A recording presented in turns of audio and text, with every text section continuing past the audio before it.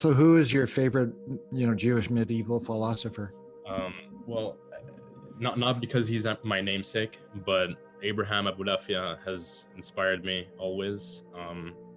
Maybe there is a considerable degree of hubris in his assertion that everyone should and can become a messiah or a prophet. But I resonate with that idea quite a bit, at least in the potential that everyone has to become one, technically. And I mean, the psychedelic experience being a testament to this.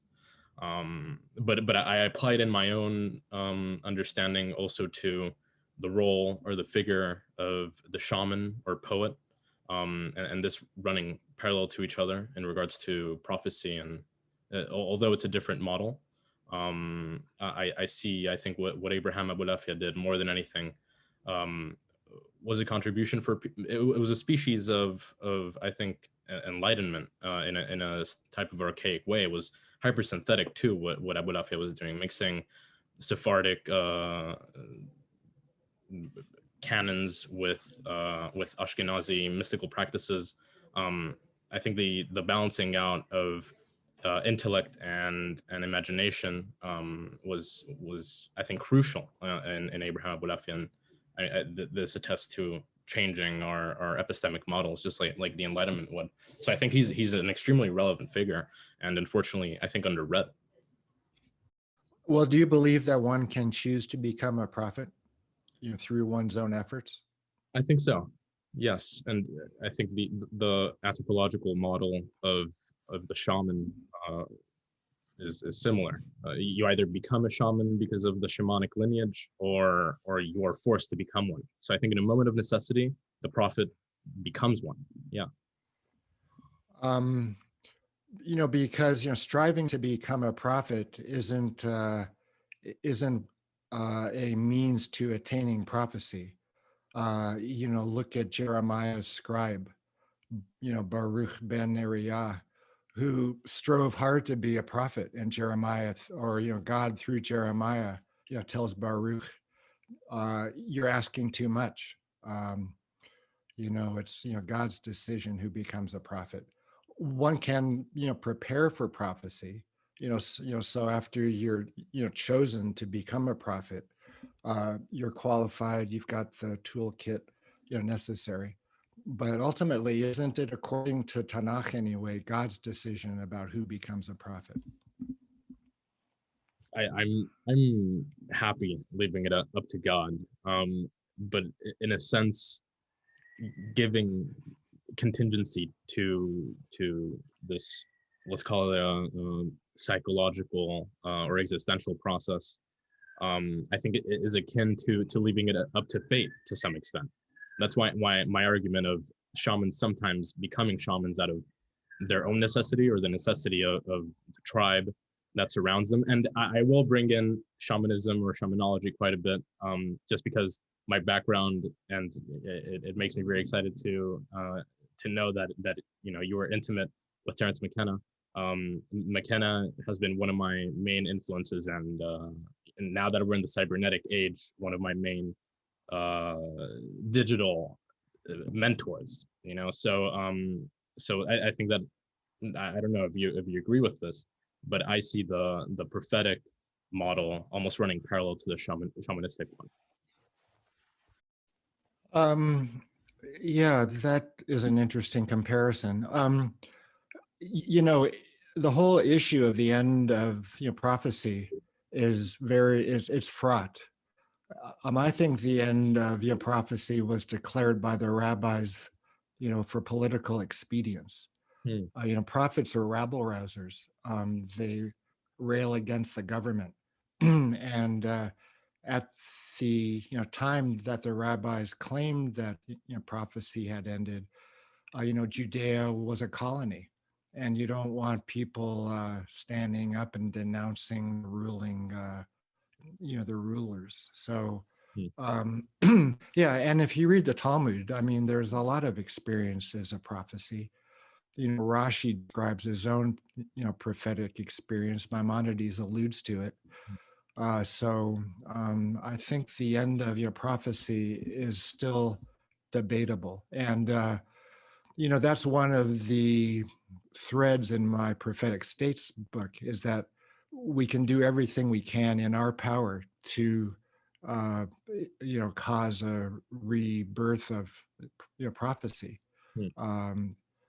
So, I mean, I'm not convinced that, prophecy ended, and I wouldn't be making the recommendations I do um, in the book, unless I believed it were possible Right. to bring about a renaissance of the prophetic state, the prophetic experience. Yeah, I love that. The Messiah, I think, is quite a different story, though. Yes. How do you interpret the conflation that Abulafia does between messianism and the prophecy as because I mean in his he has a book called The Light of the Intellect, and more or less his prescription there is that everyone can be a messiah, and he sort of equates these two things together. Well, I've never, read, Abulafia directly. I've, seen references to him. I'm kind of a Pashtan, kind of a rationalist. My, favorite medievalist is Ibn Ezra, Abraham Ibn Ezra, just, because he, takes a sledgehammer to every ambiguous word or turn of the phrase, just kind of blows it up and looks at it carefully, what's left, and, what are the component parts. So in a way, he's, kind of a, chemist of, philology. And I've always been kind of a, fan of chemistry. So I like Ibn Ezra's approach, for that reason. And I like Maimonides, because, he's a physician, he's, rational, he's kind of methodical. His writing, He's paternal, obviously, but yeah, and he wrote a lot about prophecy, from the Aristotelian point of view, which is a scientific point of view. So his approach, to prophecy, I've always relied on as my default. In regards to Aristotle, I was reading about this recently. He conceived of God as thought thinking itself, and I mean this is read in other medieval philosophers. Tell me, what do you think of the actus purus, the pure act of the potential of thought or mind being diluted to this one point, this essential point of thought? I just don't know. I've never studied Kabbalah. I've never, read the Sperling translation of the Zohar, which I loved. I loved the, non-annotated Zohar. I started my way through, Matt's translation, and it was just way too, circuitous. But other than the Sperling translation of the Zohar, I mean, that's my familiarity. I like Luzzatto. I like, Chaim Luzzatto, but, not his, far out stuff. I like his, Musar. He writes about, prophecy too. So yeah, I've read, 2 or 3 books by the Ramchal. Derech Adonai is the best. And in, that he discusses, prophecy. I like another one. Oh, The Path of the Just is really great too, from the Musar point of view. But other than, those guys, Tanakh is, where I've kind of, gravitated towards, what I've, focused on. Just because, I only have a limited amount of time to, master a certain amount of material in my lifetime. And, there's plenty in Tanakh.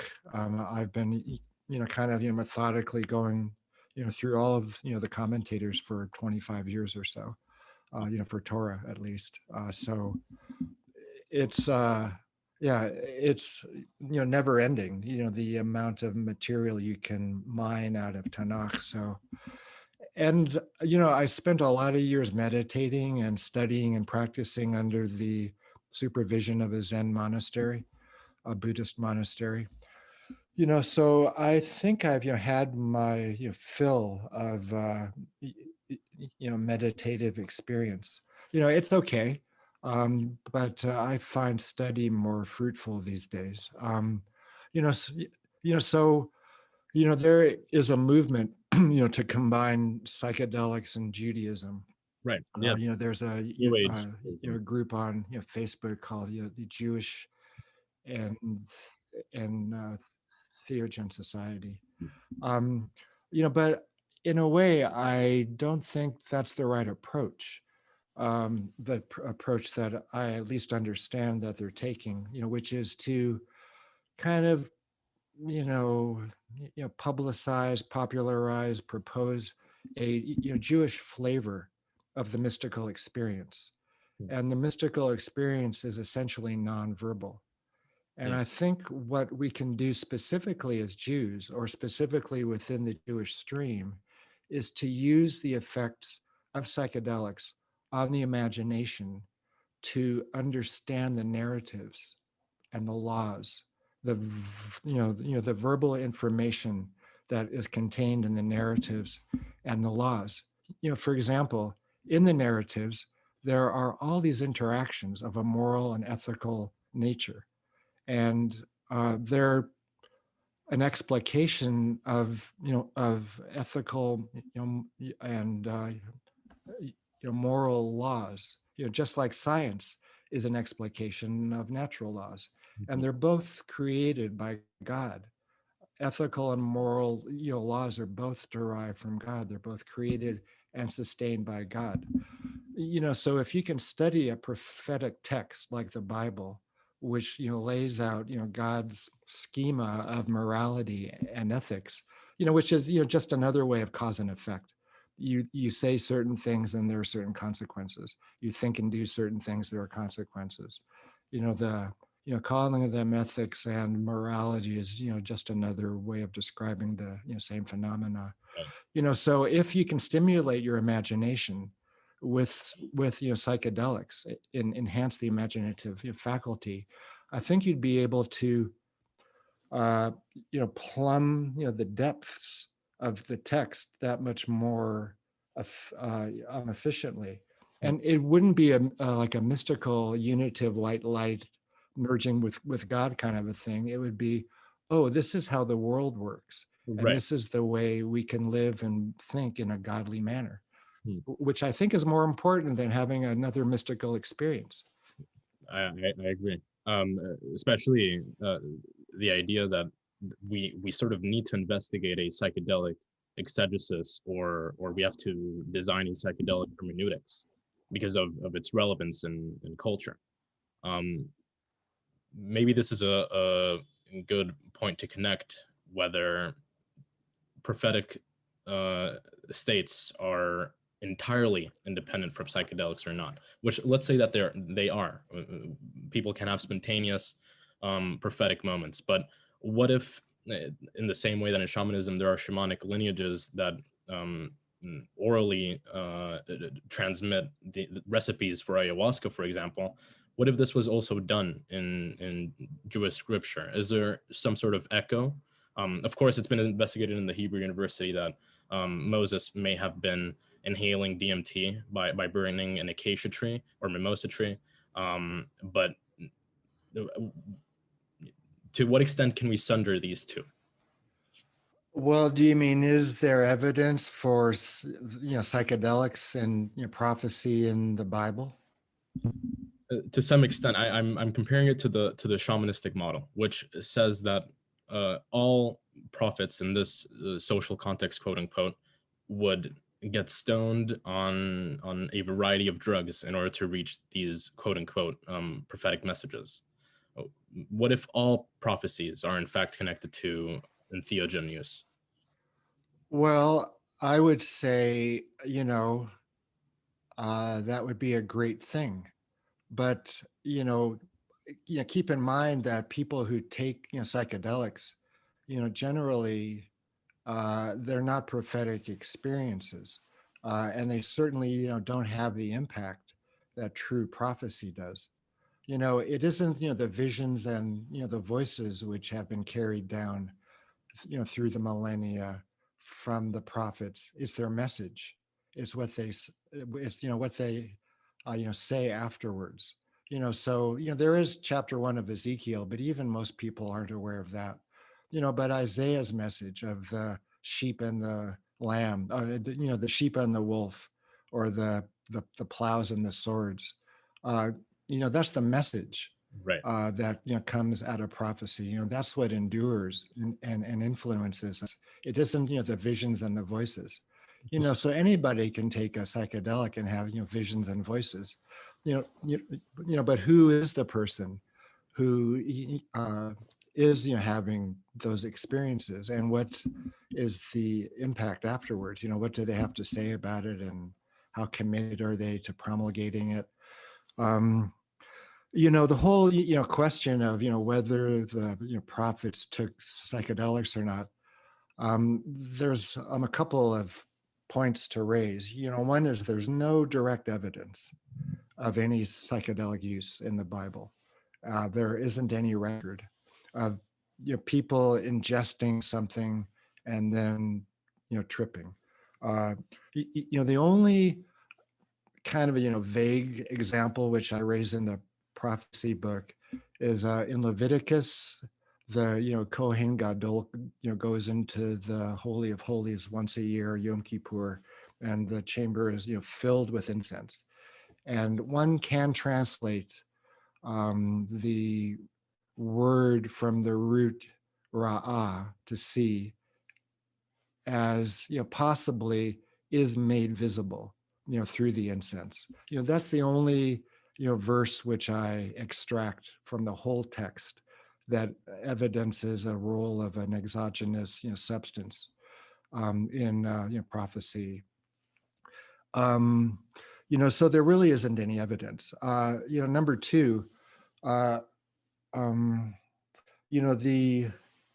presence of endogenous DMT in the mammalian brain militates against the need to look for an exogenous substance. You could propose that levels of DMT rise in prophets, and that mediates the visions and the voices.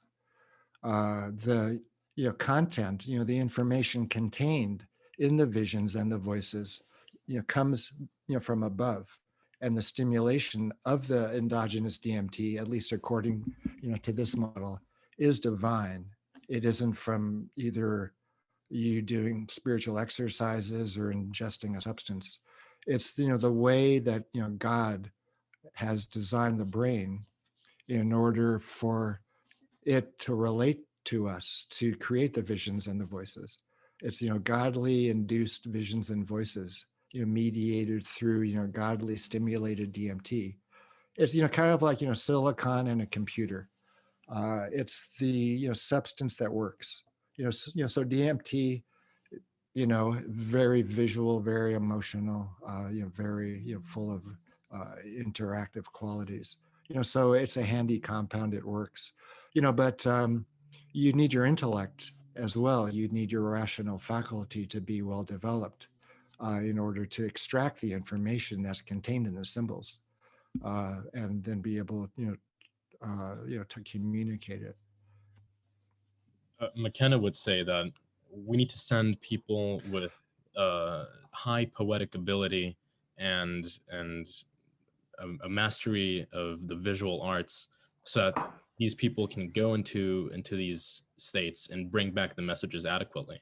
And this is why there is sort of a balance in the figure of the prophet between being this introvert that dialogues with God, but also needing to be this townsperson, this orator, which I think one of the best exemplifications of this in the Torah is between Aaron and Moses, both within their dualism representing the figure of the prophet, one needing the other, the social aspect as well as the introvert or introverted aspect, let's put it that way. Also, I want to mention that what he just said now about the brain as this physical mass being a preordained godly morphology, let's put it that way. I think that you described it very well. I was skimming your chapter on the metaphysics of prophecy, and you said that the imagination's raw materials garb or enclothe the previously invisible things to make them apprehensible. So, I mean, we don't have to get into the specifics of.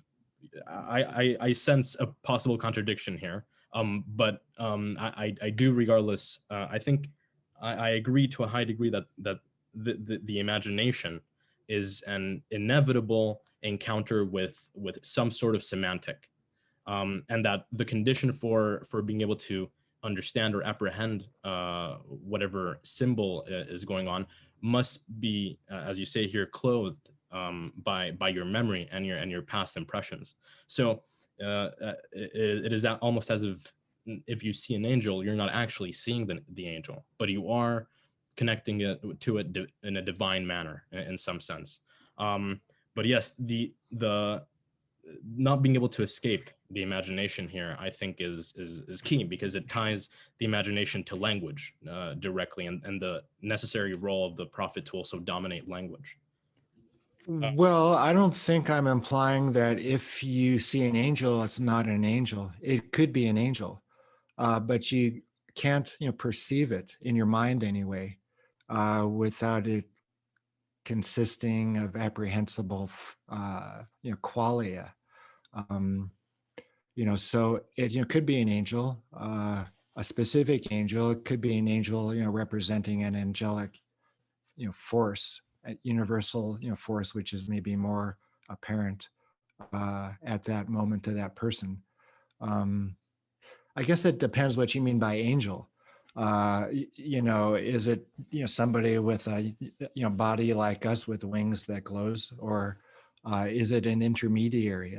I mean, Maimonides, translates, fundamentally that, all the angels are intermediaries, and, thought is an angel because it's an intermediary, so, the translation of malach, malach, it's, from, the root, to work, so it's a, functioning, moiety, as it were. It has got a function, which is, to communicate, to relate. So that was what I had to say about, yeah, it depends on what what your definition of an angel is. And, the verbal part, the semantic, you were saying that an angel could represent a semantic. Yeah, that we are sort of forced, and maybe I'm looking at it from a defeatist point of view. We are forced to go through this imaginative valve, in our perception of divinity. And Oh, right. yeah, that's Yeah. what I mean by this. Well, that's, yeah. Well, that is, the case, for all of the prophets except Moses, right? Moses, spoke to God like a man to his fellow, mouth to mouth, face to face. Yeah, so there were at least, beyond the initial, theophany, there were no more visions in Moses's prophecy. It was all verbal. So, there are also, stages of, prophecy. There's levels. So it wouldn't, necessarily need to be an angel even. It could just be courage or inspiration or strength or, veridical dream. So there are, stages or, levels of prophetic experience. There's also a difference between, missionary prophecy and individual, prophecy. Missionary, prophetic, prophets are like Ezekiel and Jeremiah. They speak to the masses. They are, told to communicate, to the, the people.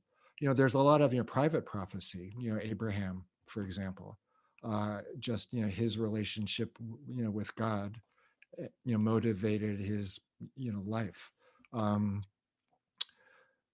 are a lot of, cases of just one, person interacting with God, and it's,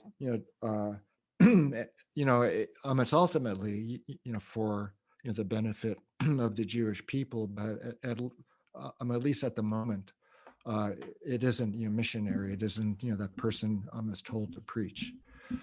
So, that addressed another one of your issues about the, the community responsibility that, falls upon the prophet. It isn't, necessarily the case. To push back minimally, in the case of Abraham, he was the first to receive the covenant, and he of course circumcised most of the males in his tribe, or at minimum his children. Ishmael when he was 13, and Abraham when he was 99 or something like that. So I'm actually set 99. forth, 99. Yeah, I'm set forth on the belief that there's an internet Ouch. side. No, but I can explain it using some degree of psychoanalytic theory. And in the case of Abraham, which the Brit Milah is the word, in some sense, the moment of acquiescing to this higher divinity, which Abraham does prophetically, and he conduces into the society, is the precondition for society in some sense. So I think that symbolically, and we can look at it from the Freudian perspective. So bear with me. It's a sort of preparation for castration, and what castration is an acceptance of being a human in a community, and being a functional human at that. So I think the covenant, or the word having some species of law, is a precondition, not only to society but to the prophet, that needs to be also this species of lawgiver too. Yeah, perhaps Abraham was not the best example, because he did call in the name of God. He was the first to call. Well, not the first, but he revived the practice of calling in the name of Adonai. So he did preach. But we don't have a record of his preaching, like we do with Isaiah, for example. That is, it's, it is a porous boundary, the distinction, between the individual, prophetic relationship and the more, communal one. And you can, I guess, bridge that dichotomy by assuming that, the Bible is a history of God's relationship with the children of Israel, with the people of Israel. So every narrative, every law, is, it's an account of God's relationship with Israel. So even a one-on-one encounter influences the evolution of the Jewish people. So there are ripple effects, even with like what a seemingly inconsequential private encounter with God. The circumcision, castration, that is pretty Freudian, and I don't disagree with the underlying ideas. It makes some sense. You use the term acquiesce, Abraham acquiescing to God, so that raises an interesting point. John Levinson at Harvard wrote a great book, either it's called Inheriting Abraham or Disinheriting Abraham, and in it he describes the three ways in which Islam, Christianity, and Judaism have co-opted Abraham as their own. And the classical interaction or story is the binding of Isaac. What did that represent? So for the Christians, it represents faith, and for Christianity, faith in a way is more important than your actions. For the for Islam, it's submission. You submit to God. And I think that would be acquiescence, perhaps a little more than the Jewish interpretation of the Akeda, being obedience. So those three terms are interesting when thinking about, I suppose, the archetypal nature of Abraham. Does he represent faith, obedience, or submission? And I think acquiescence would be a bit closer to the submission part of the spectrum than it would be to obedience. The distinction between submission and obedience has always seemed a little bit shaky, but I mean, I can get behind it. Yeah, the acquiescence would be closer to Ibrahim rather than Abraham. I agree. Okay. You mentioned okay, hold on before Jung. Okay. I was just reading this book this morning. Let's see here. Jung's wandering archetype. Okay. As in the archetype that's wandering, or archetypes that wander, like the wandering or erring Jew. Right, like the wandering Jew. Yeah, Jung did not believe that Jews could be analyzed. Did you know that? I had no idea. That sounds superstitious almost. Well, it has to do with Wotan, Jung's views on Wotan, right, as the archetypal German spirit. Right, and Jung, taught that because the Jews wander and they don't have a connection, to the soil like the German soul does, that they're unanalyzable, because, or they can't attain the same level of individuation as the German soul can, because of the German soul's connection to the earth, which the Jews don't have. You can analyze a Jew, I guess, but they wouldn't be able to advance as far along your ladder as a German could. It's a very interesting idea, and it's been expunged from the English translations of Jung. You have to go to the German originals of Jung to discover that. Yes, so I think every Jew who espouses Jung ought to read this book, and it would really, kind of reorient, the approach of the Jews to Jung. I mean, to me, it seems radically ethnocentric just from the start. But I mean, yes, I'll definitely check it out. Thank you. So you mentioned in the prophecy book, some according to Sadia, that prophecy has this beyond subjective, meaning, let's just use the word objective here, phenomenon or a phenomenology.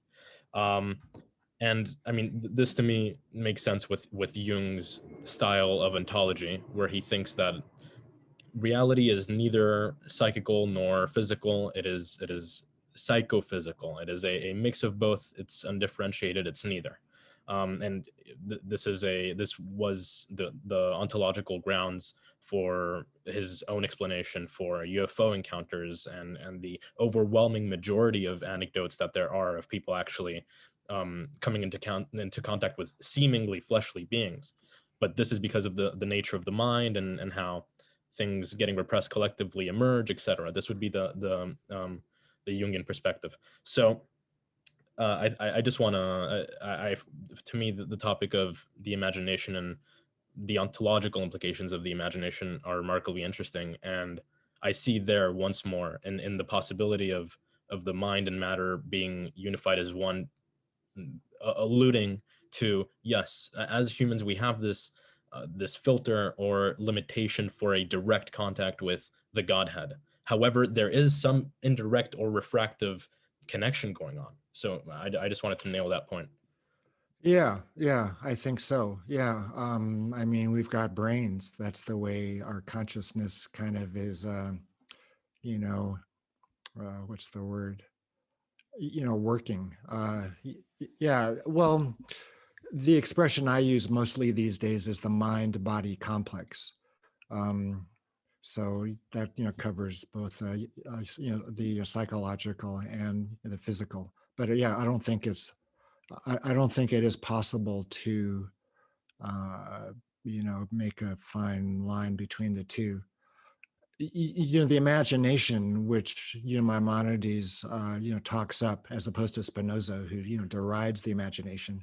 But Maimonides was, very keen on the imagination, and believed it was a, physical, uh, mostly, physical, and you were born with a certain, constitution, including your brain, which is the location of the imagination, primarily. So that's an interesting aspect of, psychedelics. Uh, Maimonides, didn't believe you could develop the imagination, to the extent that you could develop your intellect. You could develop your intellect through study, living a virtuous life. Um, but you couldn't, do the, same, thing with the imagination. You could, prevent, the degradation of the imagination, by keeping yourself healthy, not using a lot of alcohol, overeating, those kind of things. But otherwise you couldn't really stimulate it. You couldn't enhance its growth, which is, I think, the key element, to the psychedelic, compounds out there. They do enhance imaginative activity, which is a first, to reliably, have on hand, something you can take, which stimulates your imagination. You were talking about, can people experience, prophecy by, taking psychedelics?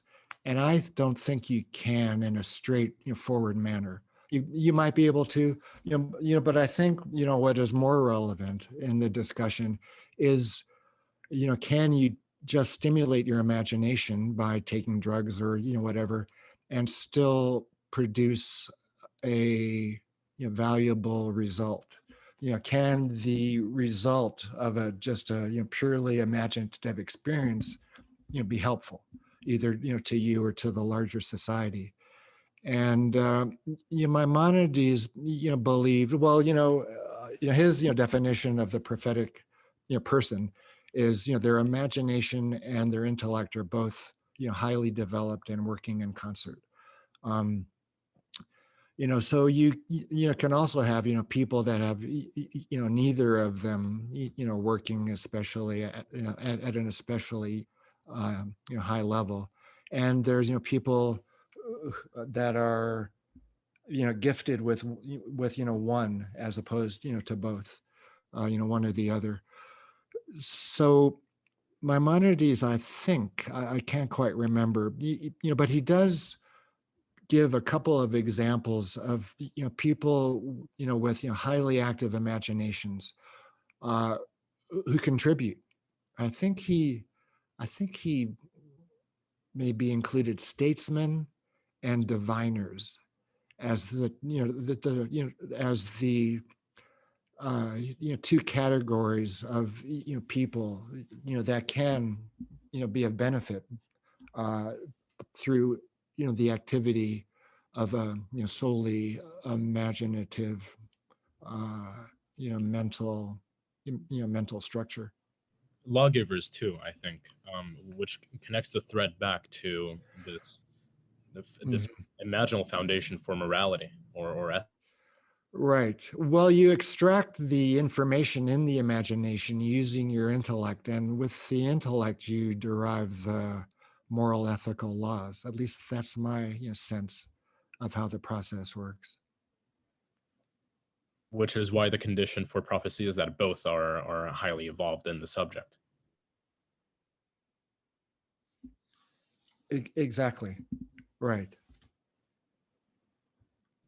So, like, one of the issues in modern day shamanism is that, the deliverance of the false message or educating for monetary sake. And so, the sophists or the pre-Socratics were the people who were masters of art of persuasion and rhetorics. And so they would teach, they would educate the population, but for a fee.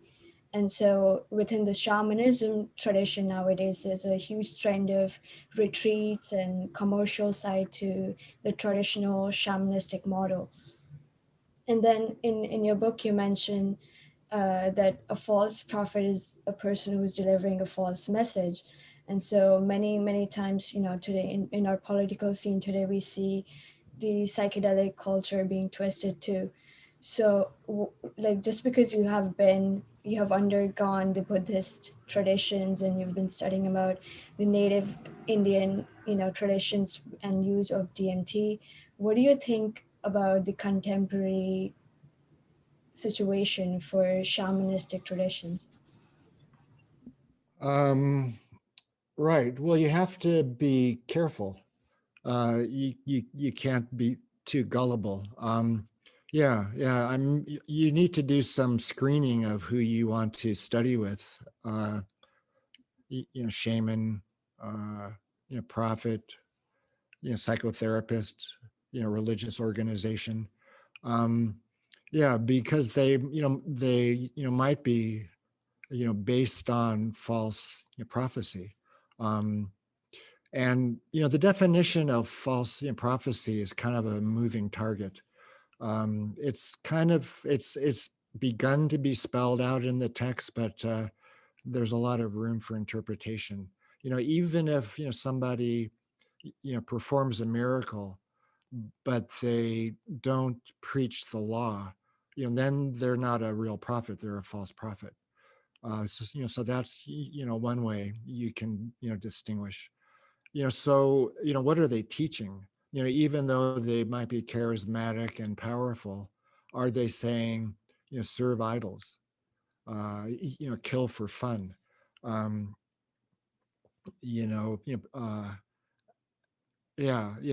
engage in adultery, so even if they're extremely enlightened, even if they're teaching crazy stuff, or stuff that at least goes against the precepts which are laid down in the foundational text, then you don't follow them. um, you also could point to somebody being a false prophet if they just repeat the message of a true prophet, or if they're just kind of acting out wishful thinking. There was that prophet that Jeremiah contested with. I forget his name off the top of my head. But this prophet said, fight the Babylonians. We'll throw off the yoke of Babylon, no problem. And Jeremiah said, forget it. It's going to be a long exile. Um, so you don't just want to believe prophet who only offers good tidings, because Jeremiah was obviously a very gloomy prophet. The one that he was in competition with was much more optimistic. So you want a teacher, a prophet, a shaman, psychotherapist, to be able to face the facts too, and not just give into wishful thinking. um their lifestyle could be horrible. They could be drunken swindlers. You wouldn't want to follow somebody who's teaching anything, even if it sounds good, if they're despicable characters. um so there are criteria for how to distinguish between a true prophet and a false prophet, and I think they also hold for any individual to whom you're going to have faith in, to teach or to, guide you. Very true indeed. You've been researching N,N-dimethyltryptamine for years now, like since the end of 1970s. You started doing some research in pineal gland and melatonin studies, and that's how you got interested in DMT. Some of the contemporary DMT research has, studies like Ann Arbor, Michigan studies. Are there any present day contemporary study revolving around DMT use that you find particularly fascinating? Yeah, there still is a little bit of DMT research, both in animals and in humans, but it isn't anywhere as popular as, psilocybin. Even LSD's been given more times, I think, in this, this renewal of, clinical research with these drugs, than DMT. But yeah, our study ended in 95. And then there was a German study that compared ketamine with DMT in terms of, producing psychotic symptoms in normal volunteers, which is an interesting, point.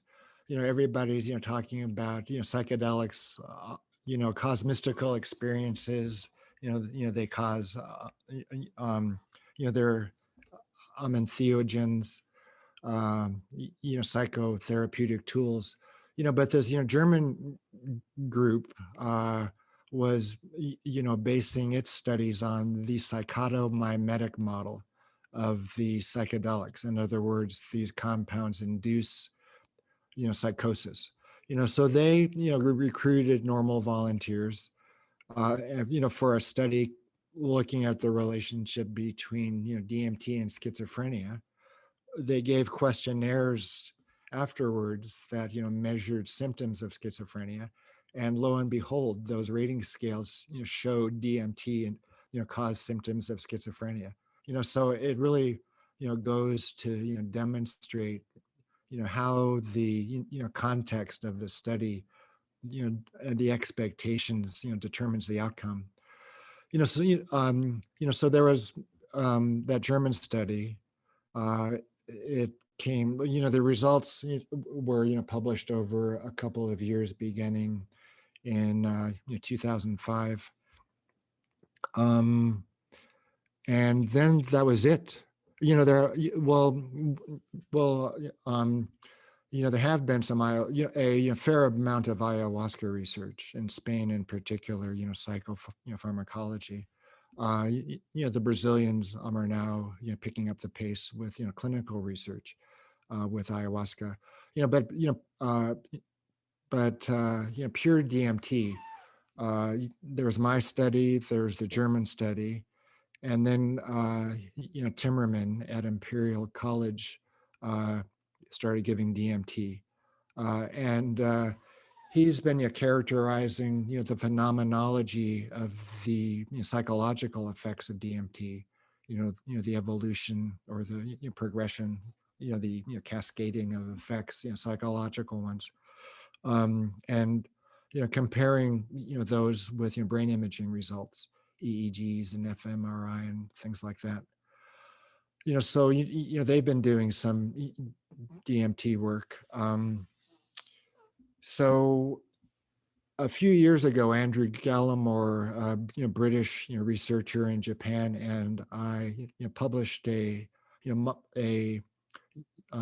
theoretical paper describing a way of infusing DMT continuously in a person, and that came out in 2016, maybe 2017, and it spurred the development, or the beginning of developing those kind of studies, both in Switzerland and in the Imperial College group. So they've been working out an infusion model, but they haven't been able to yet put it into practice, because of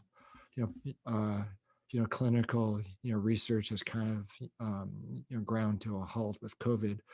But once things get back up and running, they'll be starting up their infusion studies again.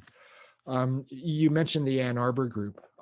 So there is animal research, which is, proceeding at a faster rate than human studies. The group in Ann Arbor published on the presence of DMT in the living rodent pineal. And then a few years later in 2019, established the synthesis of DMT in mammalian brain. So that was a landmark finding. Interestingly, they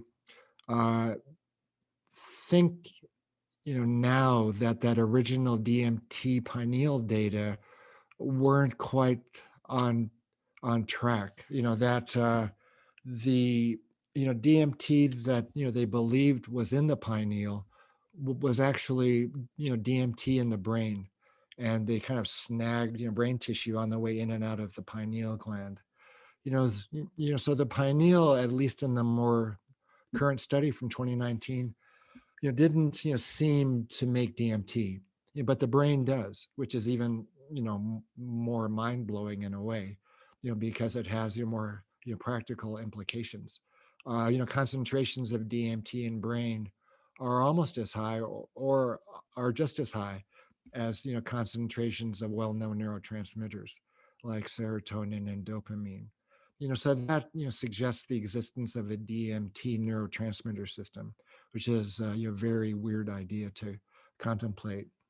The other interesting finding that the Ann Arbor 2019 paper reported is that concentrations of DMT in the brain increase quite a bit in the dying brain.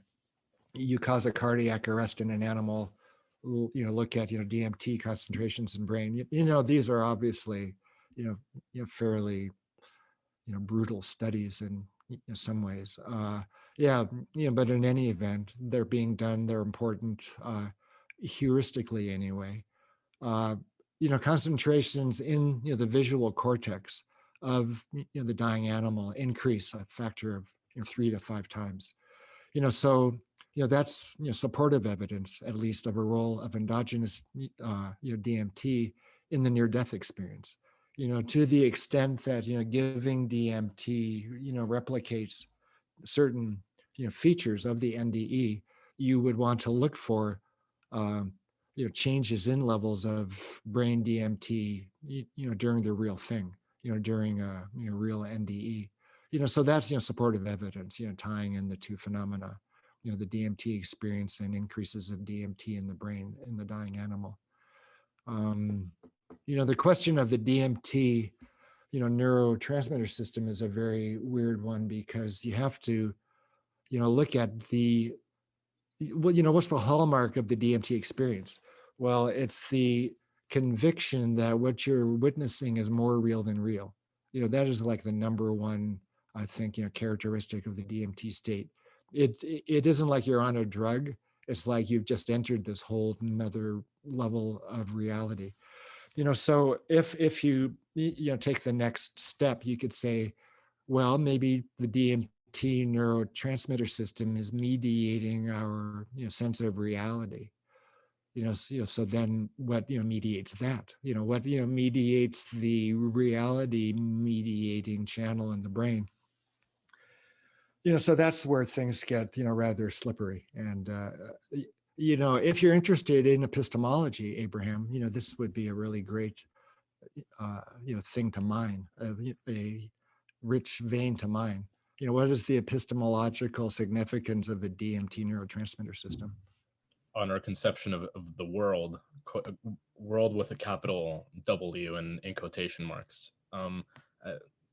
Also, yes, of course, it is strange to refer to DMT and hallucinogens as neurotransmitters, but would it be helpful to use the term pseudo neurotransmitters? No.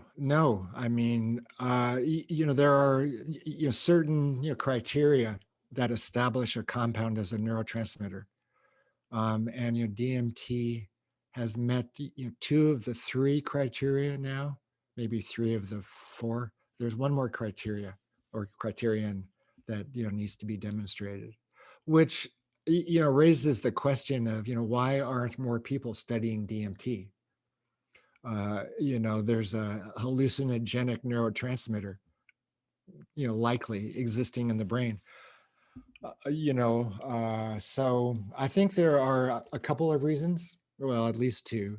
One is that it's just too, difficult a question to pursue to its logical, to the logical end. Well, a number of years ago, I proposed that, DMT is the endomatrix. It's what maintains, this, cohesive, sense of external reality and internal reality too, probably. So it just, raises, too many questions. But more, approximately, it's just a really weird experience. And it can't be converted into the reader's, digest, model. Michael Pollan's book is, great, for that reason. It's your grandmother's introduction to psychedelics. It's the Reader's Digest version.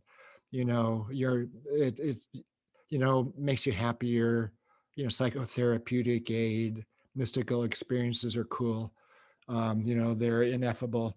But DMT is completely weird, and it's very difficult to sanitize it. So I think those are a couple of the reasons. A third, more peculiar or specific, particular reason is the content. Is an interactive relational state, and what's the spiritual experience, which is the paradigm of the interactive relational state? Well, biblical prophecy.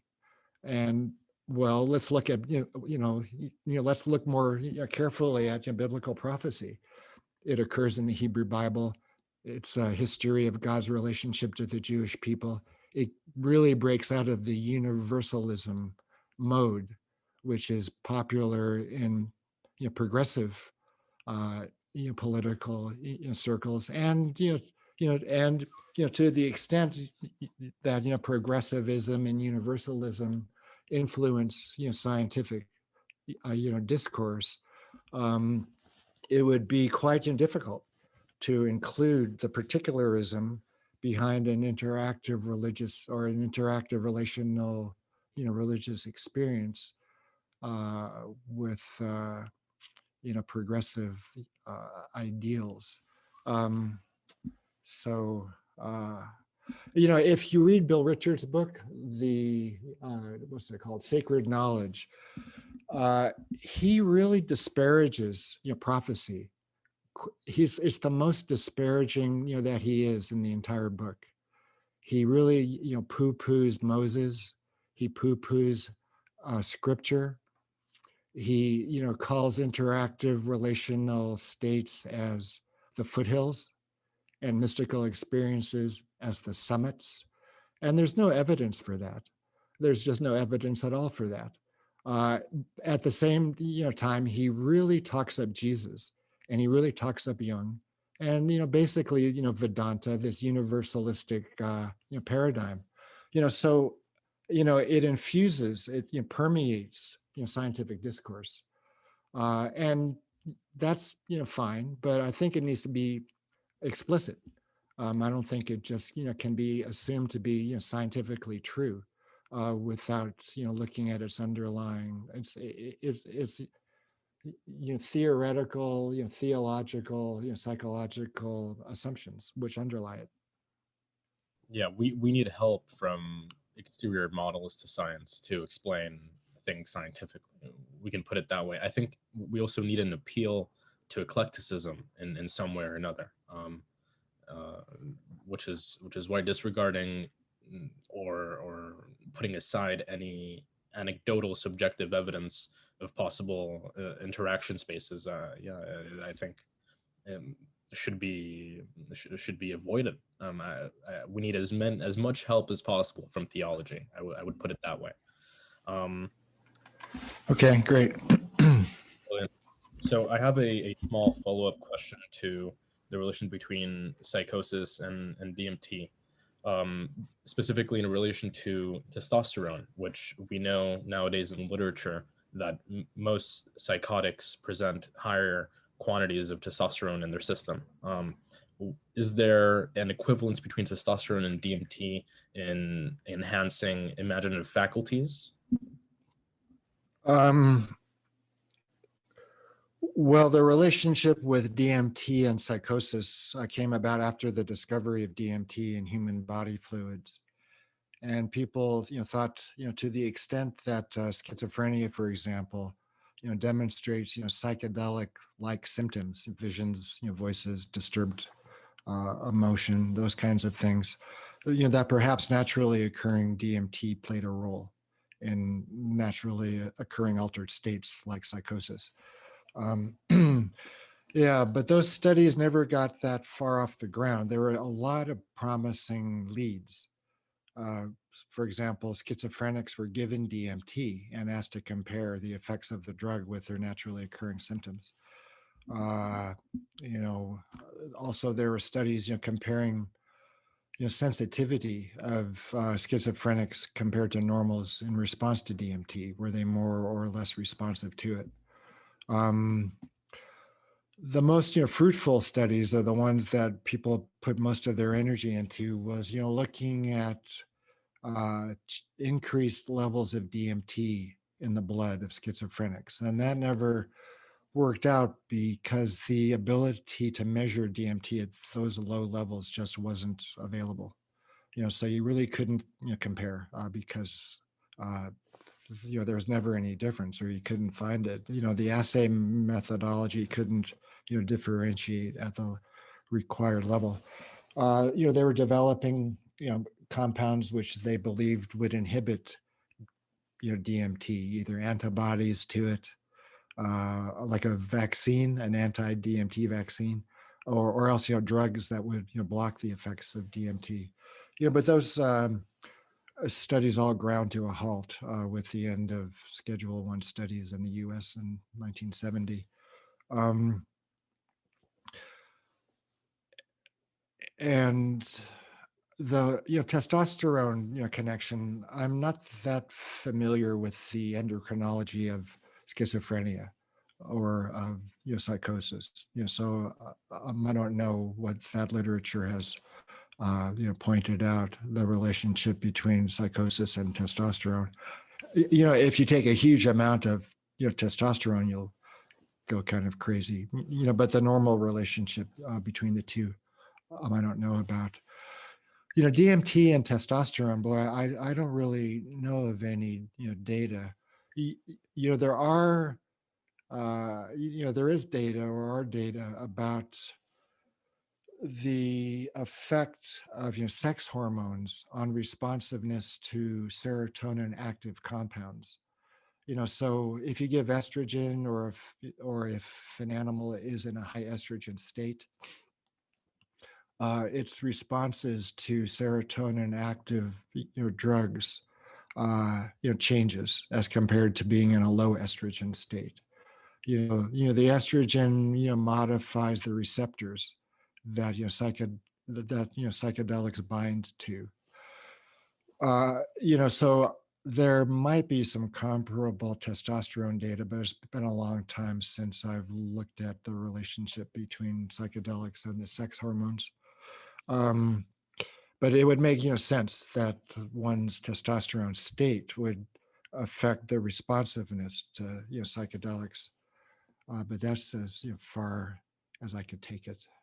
Maybe we have to look at it from whatever art is produced and compare psychotics making art and psychedelically enhanced imaginations also being creative, and seeing how perhaps this would require a more of an aesthetic study rather than a physiological one. I don't know. But I do see a potential parallel there. I think it is a strong intimation, and it's also kind of tenuous. I've worked with a lot of schizophrenics over the years, and most of them are pretty debilitated. They're chronically ill. They're kind of they're burned out. They're not especially creative. I mean, on the contrary, most of them are rather concrete. And the ones that aren't concrete, that still have got some creativity, it's weird creativity, like paranoia is the most common. And paranoia is not aesthetically valuable, or something that you want to. Well, I suppose it it depends on if you're a certain type, you might value an increased amplitude of paranoia. But for most people, most schizophrenics anyway, their being paranoid is very unpleasant. They're hounded, they're tortured, and they don't write poetry about it. They don't paint art about it. They just stay home in a dark room with the drapes pulled because they're afraid of people looking in. So the issue of psychosis and creativity. There are some incredibly creative psychotics out there, but you hear about them. They're pretty rare. Like Holderlin in his tower, who was a brilliant poet until he became a schizophrenic and then degraded tremendously. So you were mentioning a bunch of advanced technologies like MRI, fMRI, in use for research methods for contemporary scientific research. And so I remember having an email dialogue with you 1 year ago where I explained the hypnagogic hallucinations and my interest in the resemblances between those hallucinatory stages and dream states, and also higher psychedelic states, and how they all are pretty much similar in their visual aspect. So one way I would describe, the psychedelic objective state would be through Lacan's knot between imaginary and the symbolic. And so we see a bunch of, similarities, both visual, sometimes auditorial, and, tactile or whatever, combinations between, all these different stages. So I was wondering, to what degree do you highly value these resemblances, and to what degree they might actually have some sort of connection, like the near-death experiences, the hallucinatory stages, the psychedelic experiences? Hypnagogia. Yes, hypnagogia. And lucid dreaming too. Right. And lucid dreaming, yeah, or out-of-body experiences.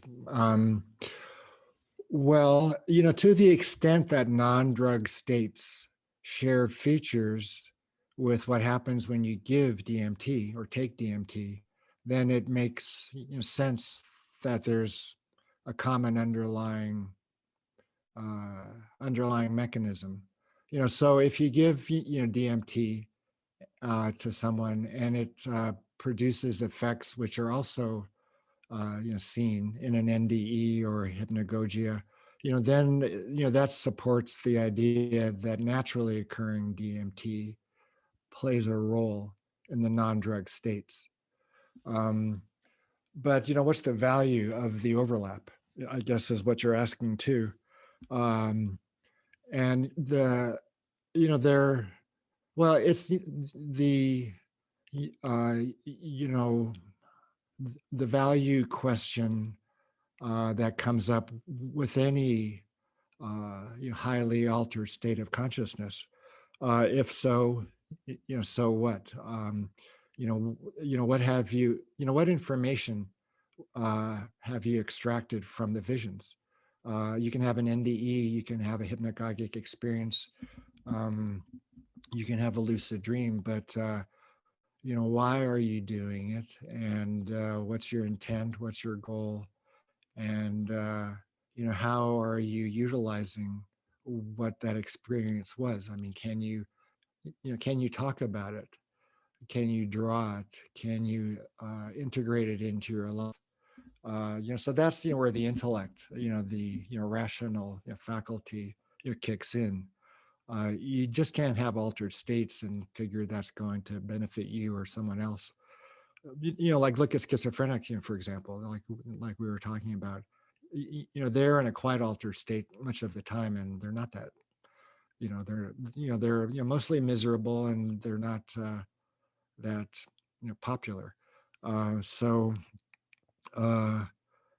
Altered state, and there's a lot of people who take drugs compulsively, including psychedelics, because they want to get back into that state. But it's mostly a state of emotion and not thinking. So I don't think you really learn all that much. It's not that useful unless you, well, it's the question of what do you do. If you're into the state for the state itself, the feelings uh, and the absent-mindedness. Um, if you're into it for that reason, then you'll feel better. But what do you do when you have a question, for example? And if you read Bill Richards' book, he talks about, well, if you can't make a decision about something, re-enter into that state. Make contact with the ground of all being, which basically is trip again. But when you have a verbal tradition, a textual one, a cognitive one, you don't need to. You can refer to the text. You could study, Jacob's interactions with Lavan, and that will it will help you make a lot of decisions about relationships with your relatives. What is a proper wage? How do you deal with lying and theft? So you could refer to those kinds of materials rather than needing to go back into that altered state, um, you know to get answers. Uh, you know, so, so that's I guess, a long-winded answer to what's the meaning or the value of the overlap.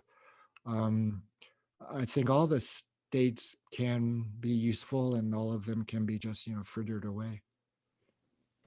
Yes, especially because of the emotional significance of the psychedelic experience, I feel like it's high on value. Like when you talk about your prophetic message and how the prophetic message could also be a message from a psychedelically induced experience, and so how everything is basically connected. So one of the things which has been happening is that I don't know if you've seen this, but so Hamilton Morris was successfully able to synthesize 5-MeO DMT chemically, artificially, and so in that way we're saving the toads from the excruciating pain, which isn't even in any way harmful towards the toad, but within the ritual of extracting the 5-MeO. So I was wondering what you think about the chemical synthesis of 5-MeO DMT. Um, well, let me answer your first point first, or at least comment on it.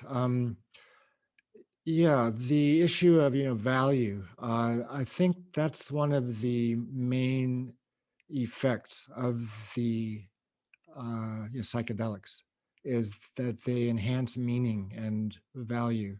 There's an Israeli researcher, Ido Hartogsen, who wrote a paper a few years ago, which is called the meaning enhancing effects of psychedelics. They enhance meaning, value. What you experience in a psychedelic experience has value, it has meaning, it has truth behind it. It's certain. but I think, there is well, I haven't studied philosophy, but it would, seem like, truth isn't necessarily the same thing as value. Value and, truth would be, one is, subjective, and, one is objective. So you can be convinced of the meaning and, the value of something in a psychedelic state that's completely, dreadful. Like, and an example I like, to bring up is the case of, Charles Manson and, his group. He started off with a group of people that were, psychopathic, kind of aimless, violent, felt, hard done by, the larger society. And, Manson gave them LSD, repeatedly, and inculcated this weird philosophy of helter skelter. Helter skelter was a worldview that, taught that there'd be a race war between the blacks and the whites. The blacks would win and then turn to Manson and his group as their leaders. So he gave them LSD. Man, in order to begin the race war, you had to kill prominent white people and then blame black people. So Manson, you got this group together, you gave them LSD. After 6 months or a year or two, they were, dedicated serial killers. They were absolutely convinced this was the truth, and they were playing their, role in the, in the beginning of the Messianic era. It is a universal impulse, their drive towards, Messianism, but obviously it can be, perverted horribly. So all because you feel that, something is true, that doesn't, mean it is true. So that's, where the intellect, the rational, faculty, plays a role again. Like if you really know Aristotle's ethics, that'll keep you within a certain, range of behavior. That wouldn't be the case otherwise if you were just kind of like a high school, dropout, and we're in a bad mood all the time. And this guy, promised you a complete, makeover, like a messianic makeover.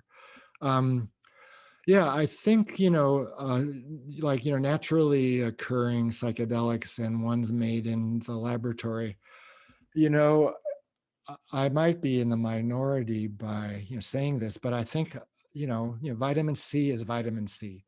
You make it in the lab, you extract it from a grapefruit. It's the same compound. If you squirt it into a mass spec, it'll be the same peak. Same with 5-methoxy DMT from the toad or made in a lab. If it's 99.9% pure, it's the exact same compound. DMT, our DMT was made in the lab. It was not extracted from plants or anything. And look at the experiences that people had. So I think if you're working with a natural source of the compounds, like peyote as opposed to pure mescaline, 5-methoxy DMT, the pure compound as compared to the venom, DMT pure compared to ayahuasca or snuffs or things like that. There are there are other compounds in those natural sources, which could modify the effects of the primary substance. So with the toad venom, there's a number of other compounds in there. With mescaline, there are a number of other compounds in the peyote cactus which may influence the intoxication. But the pure compounds, if you extract mescaline from peyote, to to 100% purity, it's the same effects, the same pharmacology as something made in the lab. True. Going back to the psychedelic value, I feel like the psychedelic experience has an effect on Jungian personal unconscious to a higher degree, like any kind of psychedelic experiences. And so I wanted to ask you, like, when a person or when an individual goes through a higher dose LSD or psilocybin experiences, to what degree do you think it resembles the same DMT hyperspace experience? Um, yeah, well, so there are two questions there. One is the relationship of the Jungian model of the unconscious and the psychedelic state. And the unconscious is related to the collective, uh, to collective consciousness, and the collective unconscious. Um, so uh, I'm not that familiar with Jung, but I think there's some overlap between Aristotle's notion of the active intellect and the collective unconscious. They're both supraordinate collections of data, of information, which are normally not accessible, uh, but can be accessed through uh, you know uh, altered states, more or less, either deep psychotherapy, psychedelics, those kinds of things. So the medieval model of prophecy, especially in terms of prediction, divining, foretelling, and recollection of history very accurately, is that the mind of the prophet, I can't remember which aspect, uh, cleaves with the active intellect in prophecy. It's the cleaving of the two, the mind of the prophet and the active intellect, which is this vast web of information of everything which ever happened, everything that's happening now, and everything that could occur in the future. So it's this vast sea of data, and you can approach that, you can access it through prophecy. So I guess to the extent that Jungian, that the Jungian collective unconscious is a vast repository of usually inaccessible information. You could think that, and if psychedelics help one uh, become aware of unconscious material in a Jungian sense, that would bring the person closer, to the collective unconscious. So there is overlap between the medieval active intellect model of prophecy and the Jungian model of psychedelics, if you want to, helping access the unconscious, individually and collectively, I suppose. I feel like at an emotive level, it definitely has an effect on the personal unconscious. But in terms of the visual experience and the perceptual experience, I feel like it definitely has more effect on the collective unconscious, because just because of the archetypes that come up. And most of these archetypes are also very strange because they're mostly ancient archetypes from ancient civilizations, and most of the people report having the same visions, the same depictions. So like machine elves and other kind of imageries.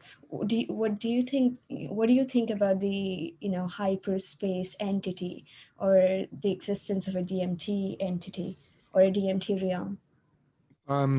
Well, you touched upon the second half of the penultimate question about if one can attain the same uh, experience on a large dose of non-DMT psychedelics. Like can you get to the DMT space on LSD or psilocybin? And I don't think so. At least that's my impression. A lot of my volunteers had taken a lot of other psychedelics, and the ones who really went completely out into the DMT world, said there was no comparison. Well, some comparison, but they do, but the effect of DMT was just more disjunct or disjoint. I think, disjunctive. There was, there was no relationship between the DMT state and this world, and that's not the case, I think, with other psychedelics. You still have a sense in the back of your mind, at least, that what you might be, witnessing is from, some other world, but you are still in this world, as opposed to the DMT experience. It probably relates in some ways to the dissociation caused by DMT, but I'm not sure. As I'm discussing this, I am remembering stories of LSD experiences of friends who did, say that if you took enough LSD and you laid still and closed your eyes and things like that, you could enter into a DMT-like state. But I would say, the run-of-the-mill big dose of DMT and the run-of-the-mill big dose of LSD are pretty different. So what was your last question? I mean, I think you answered it, honestly. Yes. I have just a couple more, and then we'll wrap it up. We've already mentioned McKenna in this interview, and I want to mention him again, especially in regards to. I mean, he would often refer to himself as having been a schizophrenic, which is, of course, I don't know if it's a tenable claim, but he would frequently cite Julian Silverman's paper called Shamans and Acute Schizophrenia, where the main thesis is essentially that the shamans of before, of archaic times, are the schizophrenics of today. Do you think that there's any parallel to prophecy here? Do you think specifically whether Terence McKenna was a schizophrenic or not? I find that interesting. And also I want to tie it in with one more thing that Terence McKenna would refer to in his especially ayahuasca experiences, which was a sort of telepathy that he would encounter. I've come to call it teleimagination, or the teleimago, because in some way or another, in these ayahuasca experiences, as he accounts for them, there would be moments in which, through specific voice vibrations and even through just words, people were capable of seeing the same image before them as a sort of collaborative sculpture that would communicate messages from each respective private mental sphere, and having a purely shared and purely communicated semantic quality to them. So I'm wondering if, in your research, if you've ever tested two people taking DMT simultaneously in the same room, and whether any parapsychological, and if you're not comfortable with that term, if any, let's limit it to telepathy, phenomena occurred. Well, that's way too many questions. So I'll start with the first, which I wrote down, and then you can remind me of the second, third, and fourth, because I think you asked 4 questions. Okay. Yeah, I knew Terence. I didn't know him that well. But I knew Terence. Terence gave me DMT. I'll tell you, I would not have taken DMT from a schizophrenic. So your general schizophrenic. I'm not biased, but I would not want a schizophrenic to administer me, especially one that wasn't well, a very powerful drug. I want to be really calm around everyone that I would be taking it with. So that's just me. I mean, if shamans are, if you have a schizophrenic shaman, for example, then I guess, you would be comfortable enough tripping with them. But it's the same thing we were talking about earlier. You can have visions and voices. You can be schizophrenic, but generally you don't function that well. I suppose there would be, shamans or schizophrenics. Yeah, it would stand out. I mean, I've met shamans, ayahuasca shamans, and they're really very normal people. They're great people. The well, I well the ones I've met, and those have been within the religious churches, the ayahuasca churches, especially the UDV. They're ayahuasca masters, shamans, if you want to call them that, and they're very upstanding. I mean, they're great role models. So they're not schizophrenic. They would, they'd be screened out if they were mentally ill, or just like you screen out mentally ill people from most psychedelic studies, depression, mania, schizophrenia, suicidality. So those are not conditions that you want to give people psychedelics, because you can make them worse. You might be able to help them, but you may make them worse. You're taking a lot bigger risk. So these UDV, masters, for example, they drink a lot of ayahuasca, and they're really, and they are very together. Still, though, it is an enduring belief. Silverman's paper, I think, contributed to that. R.D. Laing's work, John Perry's work. Schizophrenia as a spiritual awakening, and that's just not the case. I mean, prescribing antipsychotics really helps. Psychotherapy can help, but to just conflate the two, to identify the two, there could be spiritual questions that arise in a schizophrenic, or even a schizophrenic, breakdown, the transition between being healthy and then being ill. There are spiritual questions that come up. They're wondering, is there a God? Am I God? Am I the son of God? Is God the devil? Yeah, these kind of things start to crop up. So they are spiritually tinged questions, but these people don't, as a rule, they don't become functioning members of society, especially over the long term. So shamans contribute to the culture. Prophets do as well. So usually you need to be better compensated, even if some of the things you undergo can be kind of equated with psychotic experience.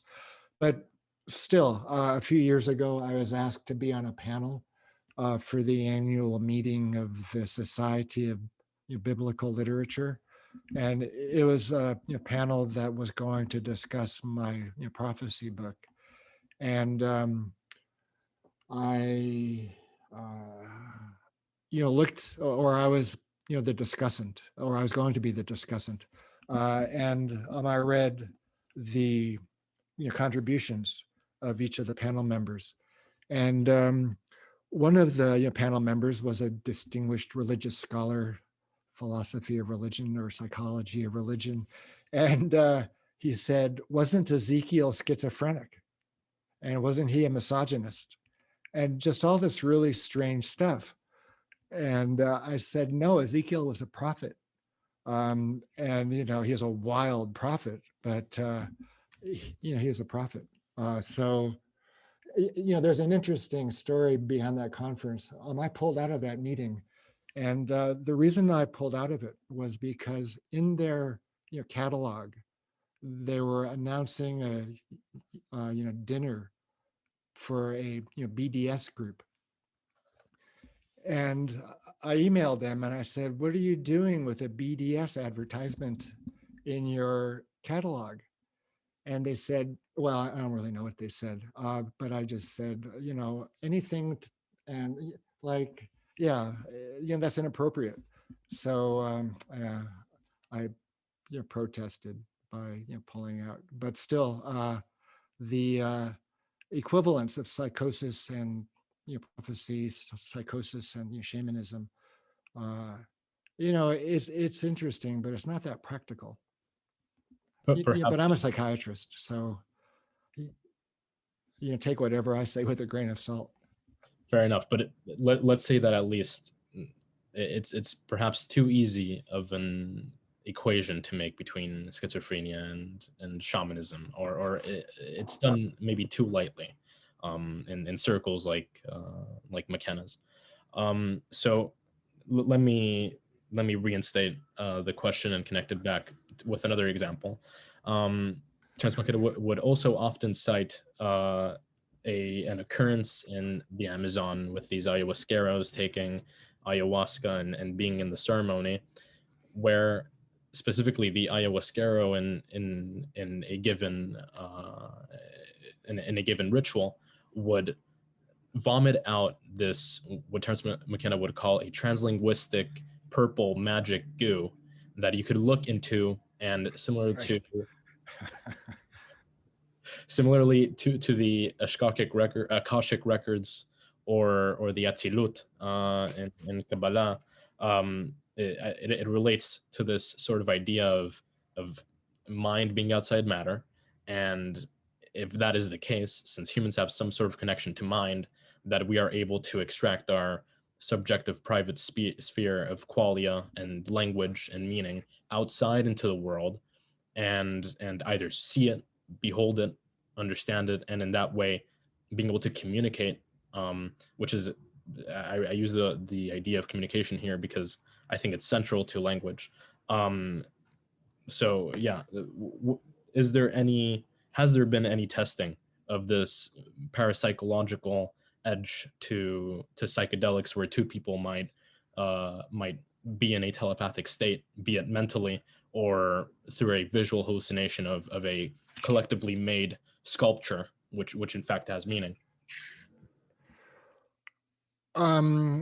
Studies, there have been a few studies, not that many, and they're mixed. The person who knows most about psychedelics and parapsychology is a Brit named David Luke.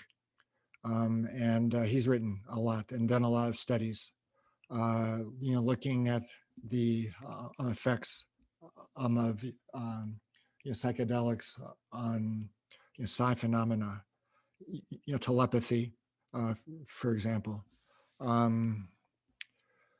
Telepathy is interesting because it ties into the notion of the active intellect. The active intellect possesses information regarding everything that's happening right now. So, and everywhere. So if you conflate with the active intellect, through whatever means, you may be able, to communicate, through that field, rather than sonically or in writing.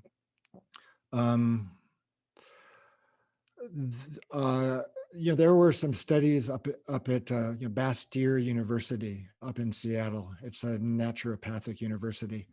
There was a study, looking at EEG effects in two different people, separated, two different rooms, either EEG or MR spectroscopy. I think EEG. And, they were studying if the EEG of one person would influence the EEG of another, from a distance. I'm not sure what the stimulus, was. But it didn't, turn out to be the case. When you're doing psi research, the set and setting is crucial.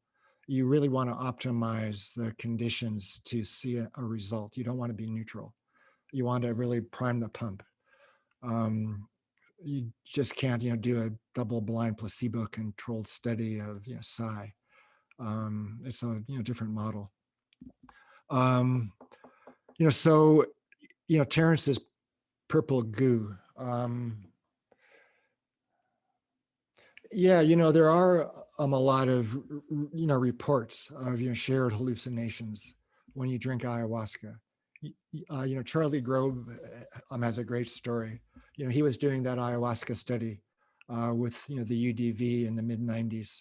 And there were, Jace Calloway was in that group, and Dennis McKenna was in that group. And, they were drinking ayahuasca, one evening. And, Charlie, sees this raven in front of him. And, there's no raven, but he sees the raven. It just appeared. And he looks over at, Jace Calloway, and he says, "Do you see that raven?" And Jace said, "Yeah." So it's a real thing, and, one of the, one of the, components of ayahuasca are the beta carbolines. And one of the, beta carbolines, I think it was, harmaline, was at first called, telepathine, in order to, commemorate or to indicate the, telepathic reports that occur in group consumption of ayahuasca. So there's something to it, at least. To me, as I study philosophy, of course, but I tend to focus my attention to the philosophy of language and poetics. And I think that the case of psychedelic telepathy promises what I think poetry aims to, which is arguably saving communicability from its prosaic mode in the day-to-day basis of our use of speech, in order to transmit a deeper relations between knowledge and deeper messages. So I think that it needs to be studied, especially nowadays with the promise of Elon Musk with Neuralink, and not needing any verbal communication, and two people having Neuralink being able to communicate telepathically. The question is whether we have predisposed capacities for telepathy which are latent in the human, which would be the parapsychological perspective, or and in the case of Neuralink existing, that Neuralink would simply enhance our already existing telepathic community, or telepathic capability, or whether that technology can in fact emulate psi phenomenon perfectly. So it needs to be studied, in my view. Well, you may be interested in a book by a British fellow named Olaf Stapledon, and he wrote a book called First and Last Men, and it's about 19 species of humans over 2 billion years of evolution. It's a vast imaginative work, and the last iteration of man lives 35,000 years. That's the age span, because that's the amount of time it requires to develop the skills and the information necessary to be all you could be. So this species is on Uranus or Neptune. It's a very unusual book, but they spend their time, this species of man spends its time telepathically communicating with all of humanity. That's the way it attains leisure. Like the ultimate spiritual leisure experience is this global telepathic experience, and it's beautiful. Soaring, love, creativity, awe. Yeah, like billions of people. It is hit or miss. It requires a lot of work for every individual to optimize their own capabilities, and their vast capabilities. 2 billion years of genetic modification. Yeah, so it isn't nonstop. It's a peak experience. It occurs every so often. So that in a way is I guess prototype, for what Neuralink, might be aiming to do. I think that, technology is not as capable as the human brain. So I suppose the amplification of the brain and the modification of the chips, there would be an interaction. I think that the human brain, though, is way more complex, than any machine. My preference would be to keep the machines out of it, but that's just my, maybe Luddite instinct coming out. I share that sentiment with you, but it can't be ignored that computation, especially nowadays, is promising quite a bit. In philosophy and contemporary philosophy nowadays, this would be the neo-positivist turn, led by logic being an a priori structure to the world or metaphysics, instead of the mind being this resting point that or this axis for the universe. Yeah. One thing. So psychedelics increase nerve growth. They Right. convert stem cells into new neurons, and they increase the complexity of the connections among neurons. So psychedelics are brain food in a way, and they're going to be affecting the evolution of consciousness. It isn't just acute. Like an acute intoxication, there are structural changes, and those could be epigenetic. They could be passed on. Lamarck strikes again.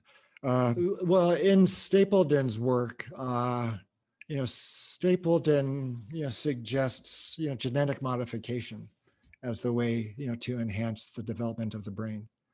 And in fact, one species is just a big brain, like a couple hundred yards across. And the older species, the more physical ones, are responsible, for tending these giant brains. And the giant brains are kind of a dead end. They die off, and the older species then branches into another one. He doesn't talk about machines, but if he lived to see the rise of the machines, he may have included them in his thinking. Yeah, so I mean, going back to the argument for C phenomena, like I was thinking, like the C phenomena, which is essentially a psychophysical model, like at a from a telepathic viewpoint, we can say it's a mental state, which is like the objective psychedelic state. And then we can also, say, what about synchronicity, which is an event more than a mental state? So what is the degree of likelihood for having more chances of having a synchronous event happen during a psychedelic state as opposed to normal, sober, everyday lifestyle? Well, yeah, I mean, the question of synchronicity is interesting. Synchronicity might be happening all the time, but we just don't recognize it. And so we may recognize it at certain times. So you might be more attuned to the occurrence of synchronicity on psychedelics or some other altered state. But I don't know if what comes first. Is it the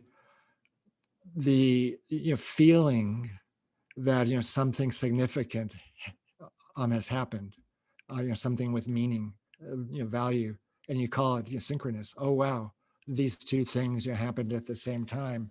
But there's always two things happening at the same time.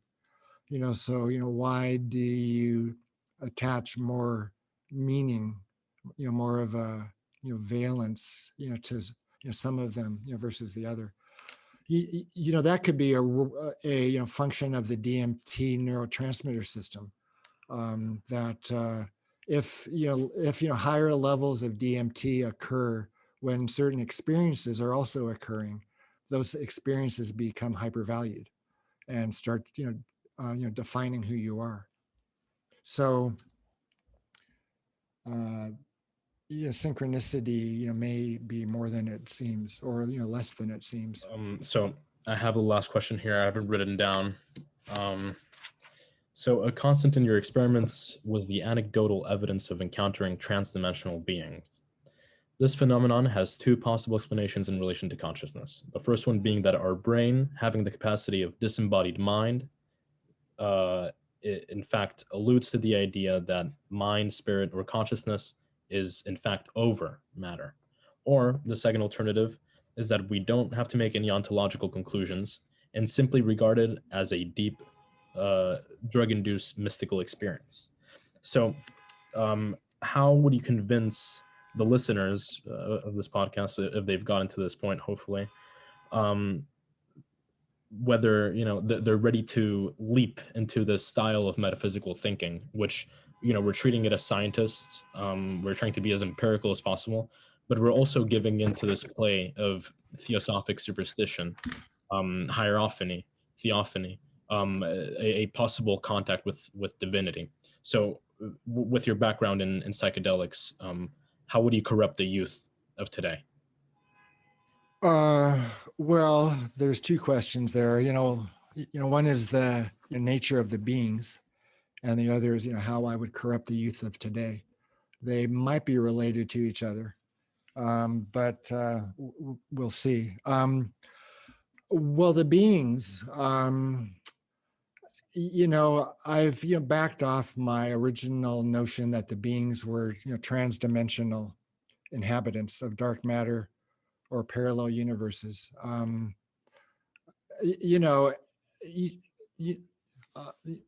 is one explanation, and the other explanation is that it's just your brain on drugs. But the common thread is that you're apprehending things that were previously invisible. Things you're seeing and hearing things, thinking things that you were not before.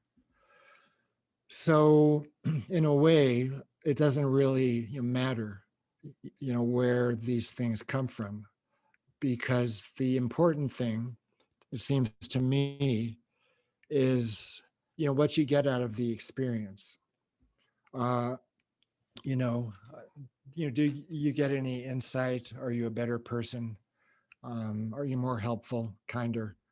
So you could be getting that information from your unconscious, or you may be getting that information from an angel or a being that inhabits dark matter. So at a personal level, I don't think it makes any difference. From a scientific level, we're way far from understanding if it's an inner generated experience or the perception of something externally existent. So that's the way I would approach it. How to corrupt the youth. I don't think youth need corrupting. I think, that youth need to be enlivened and, made virtuous. So do you have any advice for people like us? Sanjana and I are only 20 years old, and we're fascinated with these topics, each of us in our respective fields. What advice would you give for this style of thinking, which is heretical in today's academia to some extent? How should we confront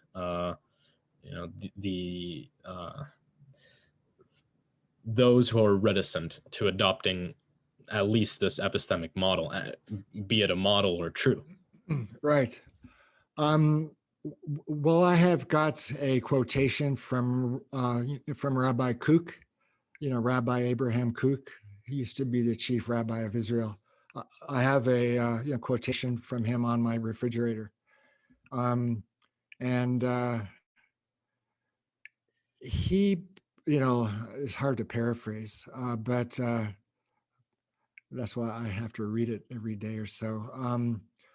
You know, in response to ignorance, you don't rail against ignorance. You increase knowledge.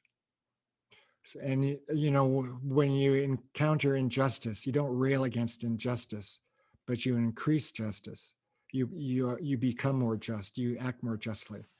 So, you know, that's a hard line to toe for me. I tend to like to complain and put things or people down that don't agree with me. But I agree. Ultimately, I feel more like if I were a better person, I would, you know, follow Rabbi Kook's advice and increase wisdom rather than, you know, trash ignorance. Brilliant. It's been an absolute honor. Thank you so much for your time. Uh, this, I mean, this is just the beginning of our podcast enterprise, especially on Sanjana's channel. But to have you already in our listing is such a privilege. So I appreciate your attendance so much. Well, it was for me a great interview because it wasn't just what's DMT, where do you find it, what are its effects. Yeah, it's like, you know, this is the meat of the matter. You know, from at least the you know, psychedelic point of view, you I mean, you don't want to make psychedelics like the new Prozac. You know, like it's the you know, Prozacification of you know, psychedelics. I'm all for helping people work through conditions that are being, you know, like if you're depressed and you need to be less depressed, you know, psychedelics can be very, very effective. Um, you know, if you've got OCD, if you're an alcoholic, if you're abusing drugs, you know, the only way for a lot of these people to just break out of it is through a big, you know, psychedelic experience. You know, so they are, you know, medically extremely useful. But I think if you know, take them for what they are, which is just this kind of, you know, category of, you know, substances that produce a category of experiences, they're unique. They can't be, you know, fit into other, you know, platforms completely. You know, they always stand out on that side of those, you know, platforms. They've got their own intrinsic, you know, characteristics that can't be explained by any one model. You know, so if you're going to really extend your thinking about, you know, the psychedelics, you know, one of the, you know, mentors that I quote in the beginning of the Prophetic States book is Willis Harman. Well, I refer to him, you know, to his, you know, birthday and his death date.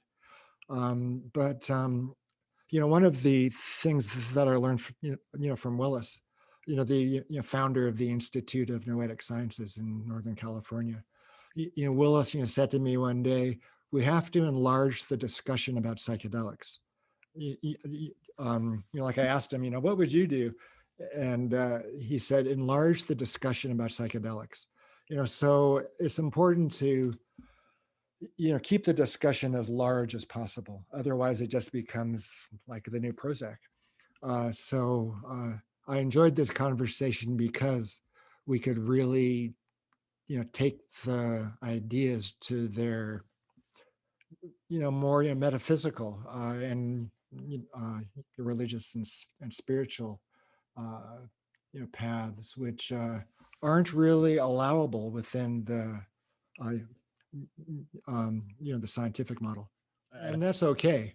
You know, that isn't putting down the scientific model, but it's, you know, the scientific model is not equipped to deal with those kinds of questions. You know, that it's outside of its purview. Your work, however, is, I think, an exemplar of the possible symbiosis between spirituality and science. So I think I mean, the hope, I think, it has been even cliched that the East and the West have to join in some sense, right? That spirituality and science are in fact symbiotic. But yes, yeah, it's very important to guide the discussion into maybe even the practical implications of this, rather than deifying DMT in some way or another, or selling it as this potential snake oil, or even a panacea that cures all. So yes, we have to keep in mind that I think many of the messages that we can receive from psychedelics are in fact encounterable in our day-to-day lives. Um, so yeah, we must enlarge the discussion without a doubt. Yeah. Well, one of my soapboxes is psychedelics as super placebos, um, and they can cure everything. If you look at the literature, they cure everything, but I think they only cure things that have a high placebo component. So they can cure depression. The placebo response in depression studies with drugs are 40% of people respond to placebo, and 60% respond to antidepressants. So the placebo response with depression is enormous, and it could be that psychedelics and depression, for example, are just kind of turbocharging the placebo response. And nature appreciation, you would think that's pretty placebo sensitive. Uh, Drug and alcohol abuse, there's a large placebo response, there. So I think psychedelics are cure-alls for things that have a high placebo component in their responsiveness, which would suggest that conditions with a low placebo with a low placebo component would not be as sensitive to responding to to the psychedelics. Like for example, cancer. There's a very low placebo response to cancer, but still, and then you hear these amazing stories about people with pancreatic cancer. I knew a guy. I'm a physician in Brazil with pancreatic cancer, and he started drinking ayahuasca with one of these churches, and his cancer went away for like 5 years or something, which is unheard of. Ultimately he died, but he had a remission, which was really unlikely. So even cancer might respond.